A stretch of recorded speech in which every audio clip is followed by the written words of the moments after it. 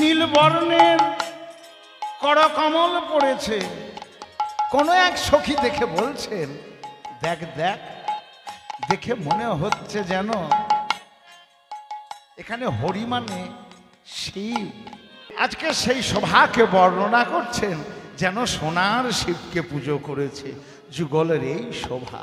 মরালির মাঝে গিরি বড় আছে, মলানির মাঝে গিরি বড় আছে, হরি যিনি কণ্ঠ শিবার গিরি বড় পাশে নদী গহ্বরে।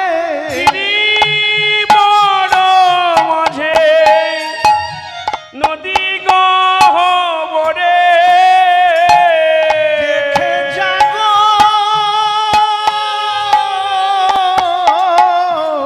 গিরি বড় মাঝে নদী গহ্বরে।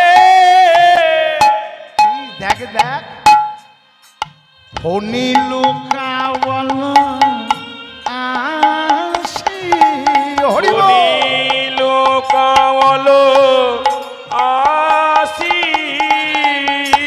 দুই গিরির মাঝখানে একটা নদী গহ্বর। আরে নদী মানে তো সেখানে জল থাকবে, কিন্তু আজকে যে নদী পদকবি বলছেন সে নদীতে জল নাই। নদী কিন্তু জল নাই, আর সেই নদীতে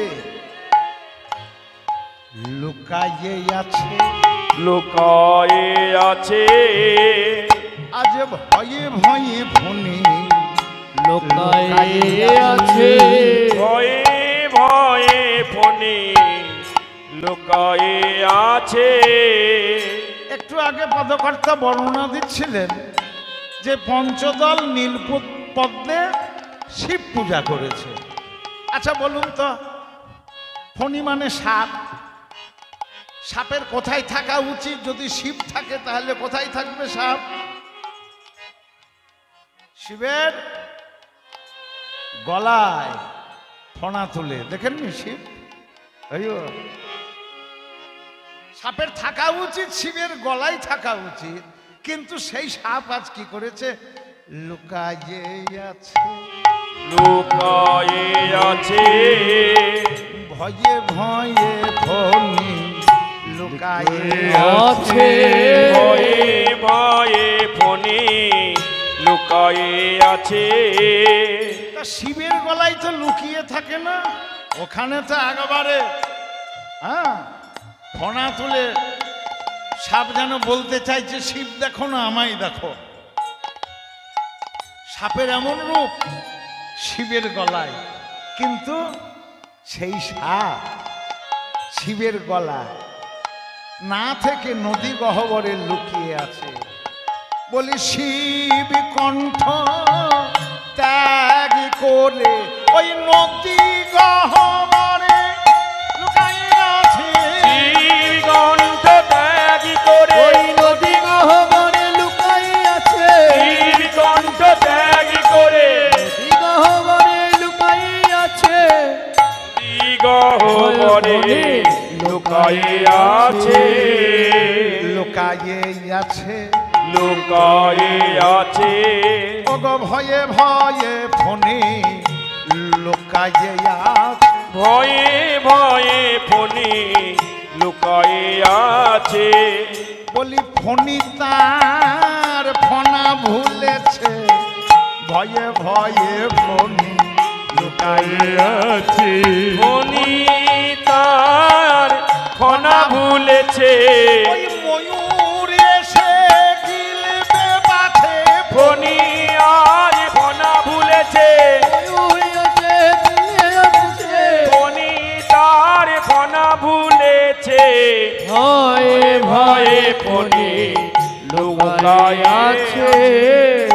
যে সাপের মাথা উঁচু করে ফণা তুলে থাকা উচিত, আর সেই সাপ আজ গোবিন্দের চূড়াতে যে ময়ূর পুচ্ছ আছে তাই দর্শন করে ফণাটাকে সংকুচিত করে লুকিয়ে আছে, তাই দর্শন করছে। আরো দর্শন করছেন গজবর মাঝে গিরিবর আছে। গজ বড় মাঝে গিরিবর আছে। গজবর রাধারানীর বক্ষ দেশটাকে হাতির মাথার সাথে তুলনা করছেন। হাতির মাথার বৈশিষ্ট্যটা কি না, দুই দিকটা উঁচু আর মাঝখানটা নিচু।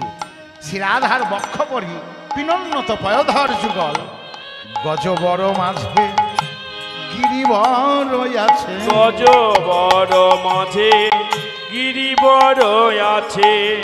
আহা জলদে ঝেপেছে তাই, জলদে ঝেপেছে তাই।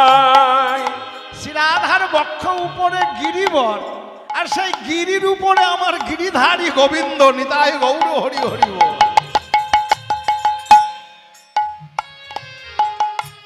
গিরিধারী গোবিন্দ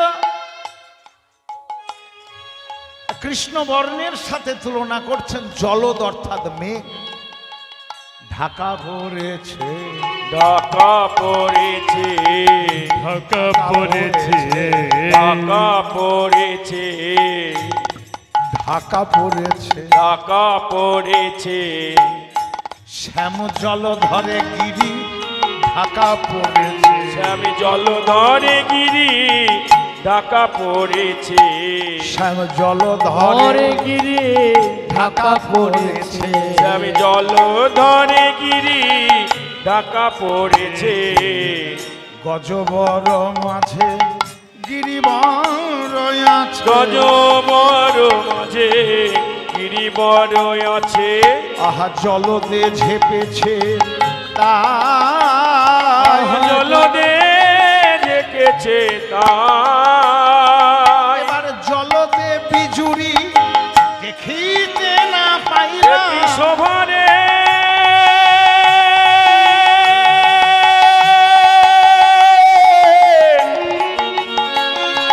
আয় আয় তোরা দেখে যা।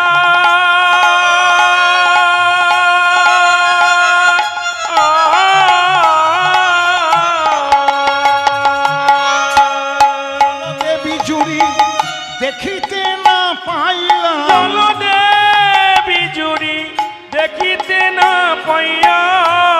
এবার বিষম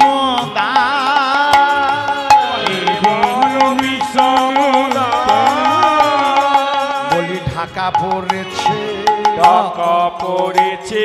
ওগো শ্যাম জল ধরে ঢাকা পড়েছে। স্বামী জল ধরে ঢাকা পড়েছে। আমাদের বিজুরি বরণী রাধায় অঙ্গ জল ধরে ঢাকা পড়েছে। বিজুরি বরণী রাধায় অঙ্গ জল ধরে ঢাকা পড়েছে।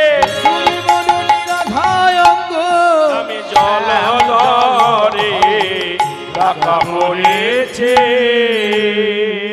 শ্যাম জলধরে ঢাকা পড়েছে।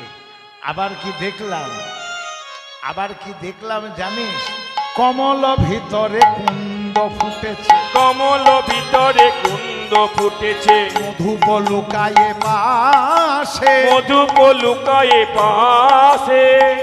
ফুলের ভিতর ফুল ফুটেছে। ফুলের ভিতরে ফুল ফুটেছে।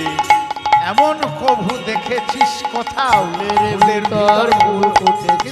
এমন কবু দেখেছিস কোথাও ফুলের ভিতরে ফুল ফুটেছে। সখী এমন তোরা দেখেছিস কোথাও, ফুলের ভিতর ফুল ফুটেছে। এমনই তোরা দেখেছিস কোথাও, ওই কমল ভিতর কুন্দ কুসুম। এমনই তোরা দেখেছিস কোথাও, ওই ফুলের ভিতর কুন্দ কুসুম। এমনই তোরা দেখেছিস কোথাও, ফুলের ভিতর ফুল ফুটেছে। কমল ভিতরে কুন্দ ফুটেছে, মধুপ লুকায়ে পাশে। আহা, কমল রাধারানীর বদন কমল। ঘুমিয়ে আছেন তো, আর তাতে শ্রীরাধার মৃদু মৃদু হাসি, সেই স্মিত হাসিতে ঈষৎ দাঁত দেখা যাচ্ছে, দন্ত দর্শিত হচ্ছে।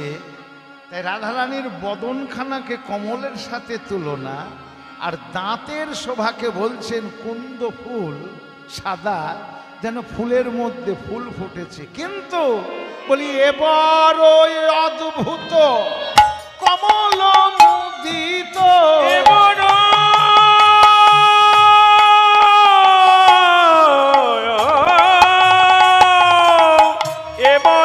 অদ্ভুত কমল মুদিত ভানু কিরণের ত্রাসে, ভানু কিরণের ত্রাসে। অদ্ভুতই তো। আরে সূর্য উঠলে পরে কমল ফুটবে, কিন্তু অদ্ভুত কমল মুদিত। শিরাধারানীর কপালে যে সিঁদুরের বিন্দু, তাকে পদকর্তা বর্ণনা করছেন উদিত ভানু, আর নয়ন কমল মুদিত। তাই ভানু কিরণের ত্রাসে যেন মনে হচ্ছে সূর্যের উদয়ে ঘুম ভেঙে যাবে। চোখখানা মেললেই তো ঘুম ভেঙে যাবে, আর ঘুম ভেঙে গেলেই যুগল ভেঙে যাবে। এবার ওই অদ্ভুত কমল মুদিত, এবার অদ্ভুত কমল মুদিত ভানু কিরণের ত্রাসে, ভানু কিরণের ত্রাসে।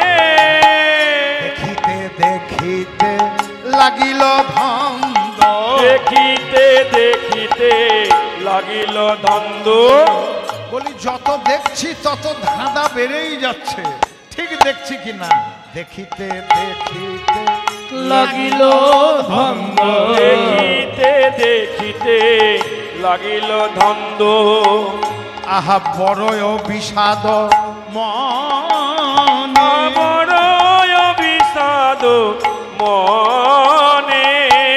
নিকুঞ্জ মন্দিরে রসের পাথার, কুঞ্জ মন্দিরে রসের পাথার।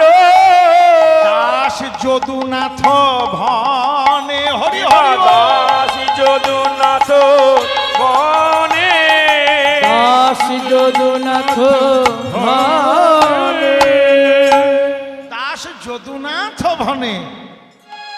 পদকর্তার দেখিতে দেখিতে ধাঁধা বাড়ছে, কিন্তু বিষাদ মনে। কি বিষাদ? নিকুঞ্জ মন্দিরে রসের পাথা বয়ে চলেছে, কিন্তু পাথার আছে বটে।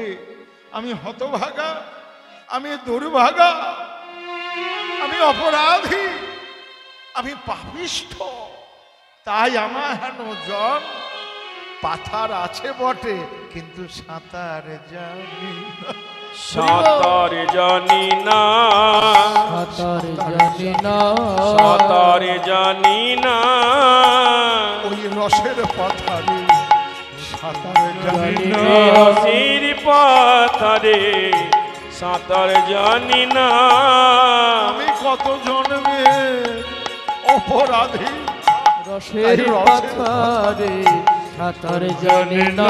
আমি কত জন্মের অপরাধী, রসের পাথারে সাঁতার জানি না। আমি কত জন্মের অপরাধী, রসের পাথারে সাঁতার জানি না। সাঁতার দিব বলে কাছে এলাম, সাঁতার দিব বলে কাছে এসেছি।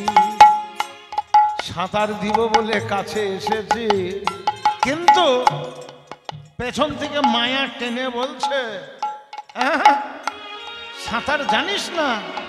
তাহলে ঝাঁপ দিস না। যদি সাঁতার জানিস তাহলে ঝাঁপ দে, আর যদি সাঁতার না জানিস তাতে যদি ঝাঁপ দিস তুই ডুবে মরবি, বাঁচবি না।" তাই মায়ার টানে আমি সাঁতার জানি না, কাছে এলাম। সাঁতার জানি না, কাছে এসেছি। আমি সাঁতার জানি না, পাথারের কাছে এলাম। সাঁতার জানি না, কাছে এলাম। মায়ার টানে কুলে দাঁড়ায় রয়ে গেলাম সাঁতার জানি না আমি কুলে দাঁড়ায়ে রয়ে গেলাম জানি না সাঁতার গেলাম কুলে দাঁড়ায়ে রয়ে গেলাম সাঁতার জানি না পাথর এই যে অকুলের কুল কেবল কুল কুল কুল কুল করে কুলেই দাঁড়িয়ে থেকে গেলাম নামা আর হলো না।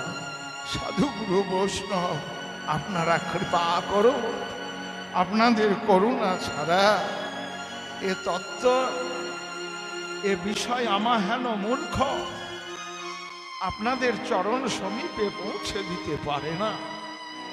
তাই এ খুব নিগূঢ় তত্ত্ব।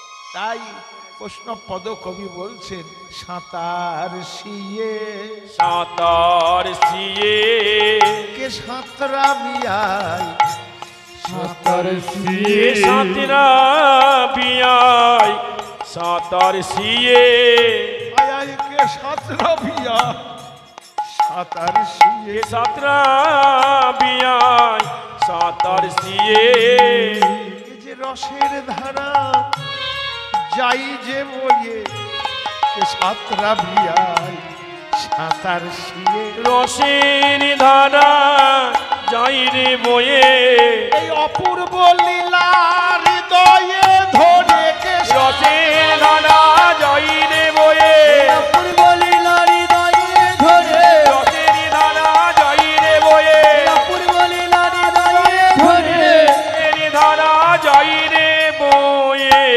সাঁতরা বিয়াই সাঁতার শিরে যুগল দর্শন করে সখীগণ তখন বলছেন